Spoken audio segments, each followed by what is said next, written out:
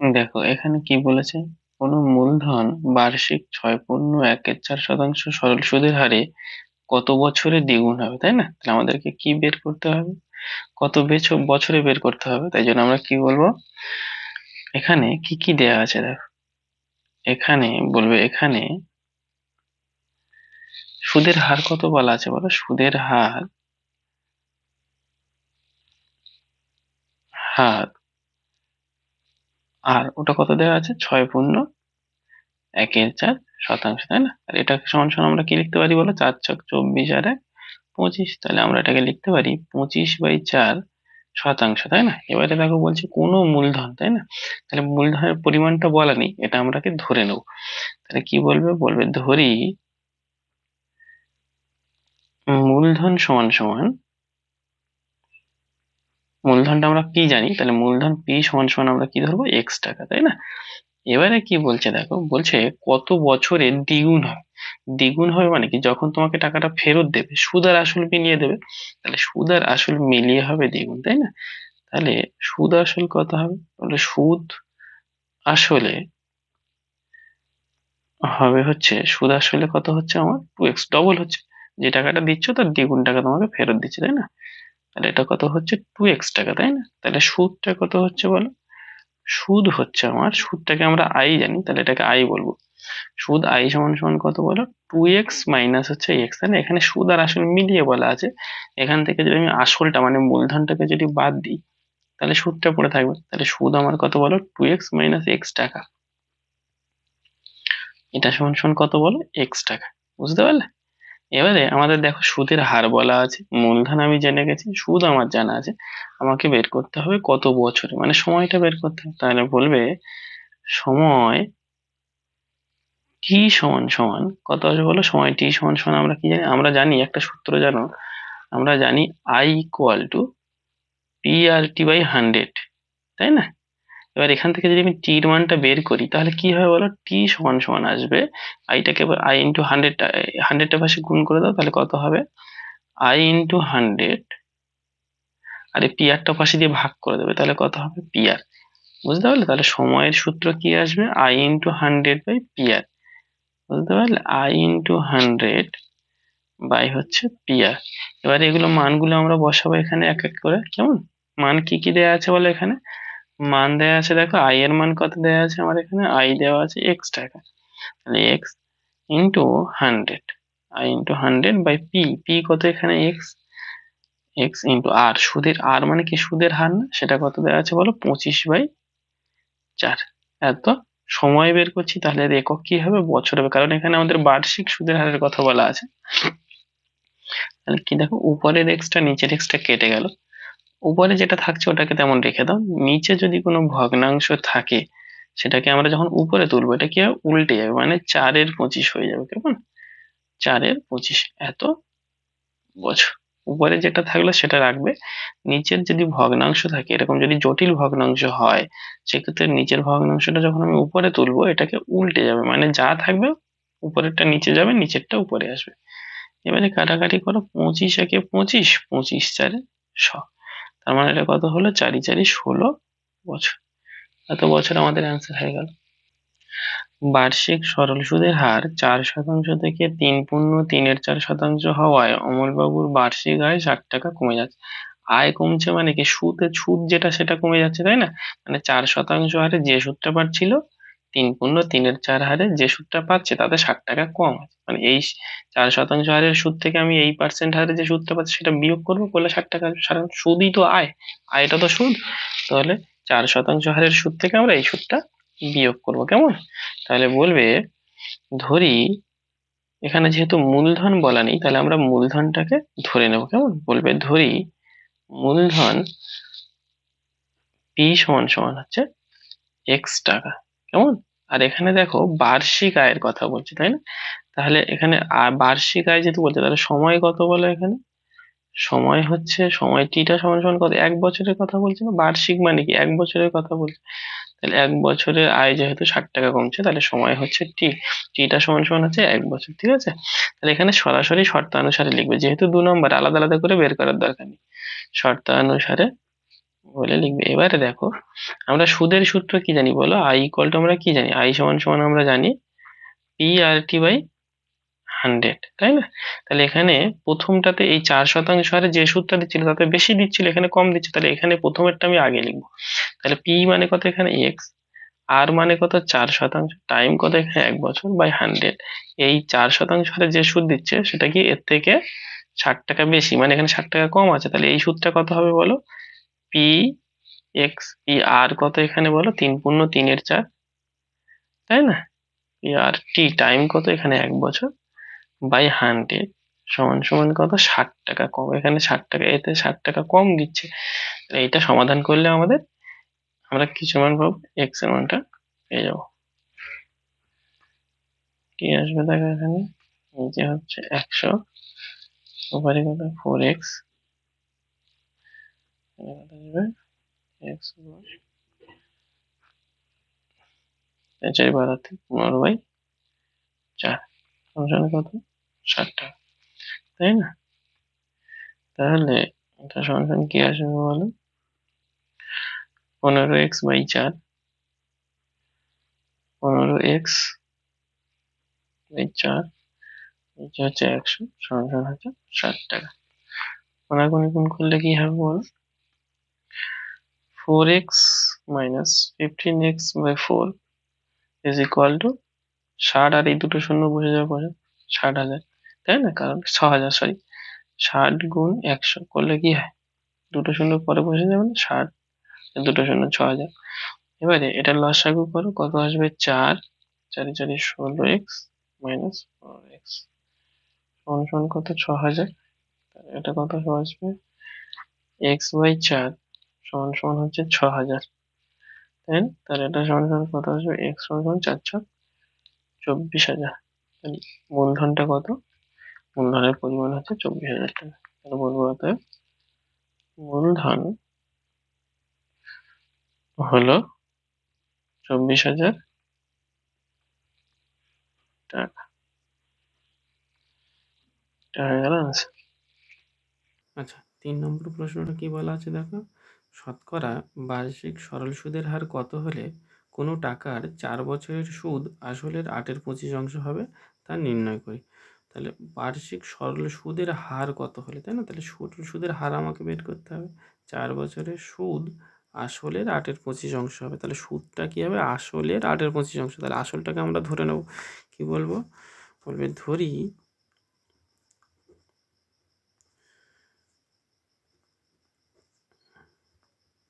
আসল পি সমান সমান হচ্ছে এক্স টাকা, ঠিক আছে? তাহলে সুদ কত বলো, সুদ আই সমান সমান কত বলো, এই আসলের 8/25 মানে এক্স এর 8/25, এত টাকা, এত টাকা হচ্ছে সুদ, কেমন, এত টাকা হচ্ছে সুদ। সুদ সমান সমান এটাকে কি লেখা যায়, 8x/25 টাকা, এত টাকা হচ্ছে সুদ। সময় কত বলা আছে দেখো, 4 বছর, তাই না? তাহলে সময় কত এখানে দেওয়া আছে, সময় টি সমান সমান দেওয়া আছে এখানে 4 বছর। আমাদেরকে কি বের করতে হবে, সুদের হার। এবারে আমরা কি জানি দেখো, আই সমান সমান সুদ সমান সমান জানি পি আর টি বাই 100, তাই না? তাহলে এখান থেকে আমরা কোনাকুনি গুণ করে, তাহলে আই ইন্টু 100 সমান সমান কি হয়, পি আর টি হয়। তাহলে এখান থেকে আমাদের কি বের করতে, আর বের করতে, সুদের হার বের করতে। তাহলে সুদের হার সমান সমান কত, পিটি দিয়ে পাশে ভাগ করে দাও, তাহলে আই ইন্টু 100 বাই হচ্ছে পিটি। এই হয়ে গেল আমাদের সূত্র, এটা আর নির্ণয় সূত্র। তাহলে আমরা এখানে কি বলবো, বলবো অতএব সুদের হার, সুদের হার আর সমান সমান কি হবে বলো, আই ইন্টু 100 বাই কত আসবে বলো, পিটি। কেমন, এবার এখানে মানগুলো বসাবো আমরা, কি কি আসবে বলো, আই সমান সমান কত, আই হচ্ছে আমাদের 8x/25 ইন্টু 100 বাই পি কত হচ্ছে এক্স ইন্টু টাইম টি কত হচ্ছে 4 বছর, ঠিক আছে? তাহলে নিচে কত 4x হচ্ছে না, দেখো কোনাকুনি কাটাকাটি যাচ্ছে, সুদের হার বলেছে, তাহলে এখানে যেহেতু যখনই মানগুলো বসাবে সাথে একটা পার্সেন্টেজ চিহ্ন দেবে, কারণ বার্ষিক সুদের হার বলছে, 100 টাকায় কত টাকা সুদ, পার্সেন্টেজ চিহ্নটা দেবে। 25×4 7, তাই না? 25 × 25 = 25 7, তাহলে উপরে কত থাকছে বলো, 4×8 = 32, উপরে হচ্ছে 32 আর নিচে হচ্ছে 4x। দেখো এই এক্স কেটে গেল, আর 4 8 32, আর এখানে পার্সেন্টেজ চিহ্নটা ছিল, আমাদের কত হলো 8%। তাহলে সুদের হার কত হয়ে গেল আমাদের 8%। এটা হয়ে গেল আমাদের অ্যান্সার। আচ্ছা, 4 নম্বর প্রশ্নটা কি বলছে দেখো, শতকরা বার্ষিক সরল সুদের হার কত হলে কোনো টাকার 10 বছরের সুদ আসলের 2/5 হবে তা নির্ণয় করি, তাই না? কি নির্ণয় করতে হবে? সুদের হারটা নির্ণয় করতে হবে, তাই না? এবারে একটা এখানে শর্ত বলেছে দেখো, 10 বছরের যে সুদ সেটা হচ্ছে সুদ আর আসলের 2/5, ঠিক আছে? তাহলে এখানে কি বলবে, ধরি আসলটা সমান সমান হচ্ছে এক্স টাকা, হ্যাঁ, আসলটাকে আমরা ধরবো এক্স টাকা, আর সুদ আমরা ধরে নেব, সুদটাকে আমরা ধরবো ওয়াই টাকা, ঠিক আছে? আর সময় কত এখানে বলা আছে বলো, সময় এখানে বলা আছে 10 বছর, ঠিক আছে? তাহলে এখানে একটা শর্ত বলেছে, শর্তানুসারে এটা কি, শর্তটা কি, শর্তটা হচ্ছে যে সুদ আর আসল মিলিয়ে যা হবে তার 2/5 সুদের সমান, তাই না? তাহলে সুদ আর আসল মিলিয়ে কত এক্স প্লাস হয়, তাই না? এইটা এর যে 2/5 যা, সেটা হচ্ছে সুদের সাথে সমান, তাই না? সুদ আর আসলের যা যা হবে সুদ আসলে তার 2/5 সুদের সাথে সমান, মানে হচ্ছে ওয়াই এর সাথে সমান হবে। এখান থেকে আমরা এক্স আর ওয়াই এর সম্পর্কটা বের করবো, দুপাশে এই 2/5টাকে ওপাশে নিয়ে গেলে কী হবে বলো, 2/5টা যদি ওপাশে যায়, আমি যদি এখান থেকে ওপাশে নিয়ে যাই, তাহলে কি উল্টে গুণ হয়ে যাবে, তাই না? এটা 2/5 ছিল, ওপাশে কী হবে 5/2, ঠিক আছে? তাহলে এটা সমান সমান কত হবে বলো, এক্স প্লাস ওয়াই সমান সমান 5y/2, তাই না? ওয়াইটা কী হবে, উপরের সাথে গুণ হয়ে যাবে, তাহলে ওয়াইটাকে এবার ওপাশে নিয়ে যাবে, নিয়ে গেলে কী হবে বলো, এক্স সমান সমান 5y/2 মাইনাস হচ্ছে ওয়াই, ঠিক আছে? তাহলে এটা সমান সমান কী হবে, এক্স সমান সমান হয়ে যাবে, নিচে 2 থাকবে, 2y, তাই না? 5y মাইনাস হচ্ছে 2y, তাহলে সমান সমান কত হবে বলো, 3y/2, এক্স সমান সমান হবে হচ্ছে 3y/2। এটাকে 1 নম্বর বলে রাখো। এইবারে আমাদেরকে কি বের করতে বলেছে, সুদের হার বের করতে বলেছে না? তাহলে বলবে অতএব সুদের হার আর সমান সমান কি আসবে বলো, আমরা কি জানি, আই সমান সমান PRT/100, তাই না? আই সমান সমান এটা জানি। এবার এখান থেকে আমরা কি লিখতে পারি বলো, আই গুণ 100 সমান সমান হচ্ছে PRT। এবার আর বের করতে হবে, তাহলে আর সমান সমান কি বলো, আর সমান সমান হচ্ছে আই গুণ 100 বাই হচ্ছে পিটি, ঠিক আছে? তাহলে আমরা এই সূত্রটা লিখবো, আর সমানের আর এর সূত্র কি, আই গুণ 100 বাই হচ্ছে পিটি। এবারে মানগুলো বসা, আই কত, আই হচ্ছে ওয়াই, তাই না? গুণ 100, পি কত এখানে, পি আসল কত এক্স, ইন্টু টাইম কত হচ্ছে 10 বছর, ঠিক আছে? এটা সুদের হার বের করছো, পার্সেন্টেজ চিহ্ন পাশে দিয়ে দেবে মান বসানোর পরে। এবার এই দেখো সম্পর্ক আমরা জানি, এক্স আর ওয়াইয়ের একটা সম্পর্ক জানি, তাহলে এক্স এর জায়গায় আমরা এই 3y/2টা বসিয়ে দেবো, কেমন?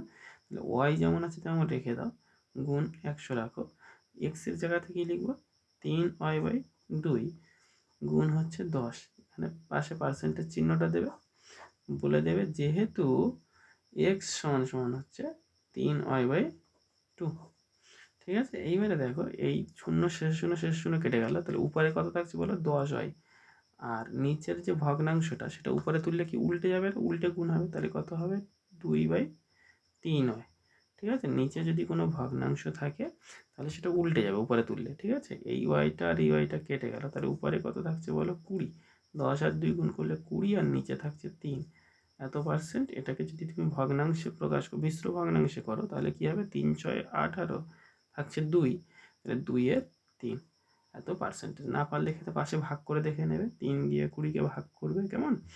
3 6 18, নিচে নামছে কত 2, এই 2টাকে আমরা যদি এখানে উপরে তুলবো, নিচে যেটা দিয়ে ভাগ করছি ভাজকটা আবার এখানে আসবে, ঠিক আছে?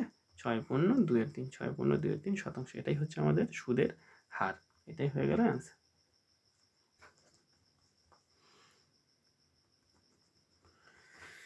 আচ্ছা, এখানে কি বলা আছে দেখো, বার্ষিক 5% সরল সুদের হারে কত টাকার মাসিক সুদ 1 টাকা তা নির্ণয় করি, তাই না? তাহলে এখানে কি কি দেওয়া আছে দেখো তো, সুদের হার,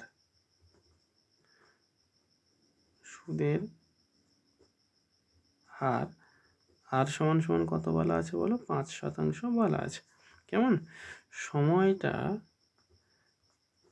কত দেওয়া আছে, সময়টিটা কত দেওয়া আছে এখানে, 1 মাস, মাসিক সুদ বলেছে তাহলে 1 মাস, তাই না? 1 মাস।